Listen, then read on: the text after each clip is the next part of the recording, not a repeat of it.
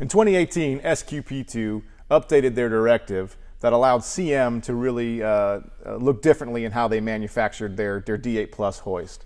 So before we get into the nuts and bolts of it, Brian, why don't you take us down a trip down memory lane here and talk about how our D8 Plus 1-ton units were sold prior to this 2018 update. Sure. So let's imagine for a moment we're in 2017, right? The people responsible for SQP2 over in the EU are in a big conference room working on the next version, but it's not quite out yet, and we've got a big show to do. And we need a bunch of 1-ton hoists. Now, traditionally, we would be going to our V2 Lodestar, which is, with a single reeve, it's a 1-ton hoist. Yep. But with the D8 Plus application that we might need to be using, the safety factor or design factor that we need on the chain at that point in time was 10-to-1. Okay, so that knocks this back down to being basically a half-ton hoist. So for me to get a 1-ton hoist in 2017 and prior to that, I've got to upgrade to the RRS, right? Slightly larger, significantly larger chain, definitely different weight. It's a beast of a hoist, but it does add a lot of weight to what I've got to do. Now, fast forward 2018, big change happened. The safety factor or design factor for the chain at that point in time got walked back to 8-to-1. Yeah. The reason for that, the reasoning behind it was the fact that in a D8 Plus application, we've got an overhead load that is parked, right? It's static, it's not moving.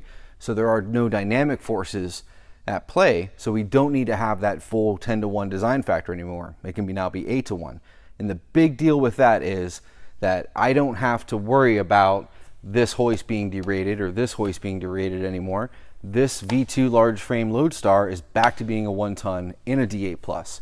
This small frame V1 Lodestar back to being a half-ton in a D8 Plus application. Great. And that can save literally tons. Yeah, absolutely. So, you can see it clear as day right here, just the difference in the size and the weight. But I know you've done the weight calculations yourself. So why don't we go into what that weight savings is now that we can use our large frame V2 as a standard 1-ton D8 Plus. Sure. So just to give you like a quick comparison, the RRS body frame, we're not talking chain here, 136 pounds body. 100-pound body for the V2, 60-pound body for the V1 small frame.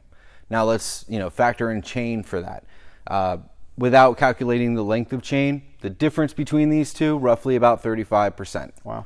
Right? We step it back down to a small frame, again, in the neighborhood of 35% difference in chain weight. And we're talking single reeve here. So between these different capacities, significant differences in the weight of the body, the frame of the hoist, significant differences in the weight of the chain per foot. So just because of the SQP2 8-to-1 design factor, we can now use our D8 Plus 1-ton in the V2 frame, and that allows us to save 36 pounds off the hoist itself, and then 36% on the chain. But right. We're saying percentage because we don't know if it's a 60-foot, 80-foot, 100-foot lift, right? So we're just using percentage there. But let's put it in a real-world scenario, Brian, so people can understand a little bit better of what that savings feels like from a weight perspective. Let's look at the two large frames here because we want to, we always want the more capacity that we can use. So if these are both 1-ton capacity in a D8 Plus application, right? They're equal in capacity. Yep. If you need a D8 Plus.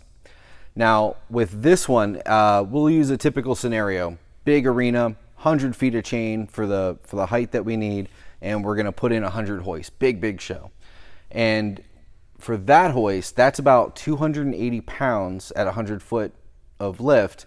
This one, 190 pounds roughly. So that's a 90-pound difference per hoist. Now, when we look at 100 hoists being used, what's that, 9,000 pounds?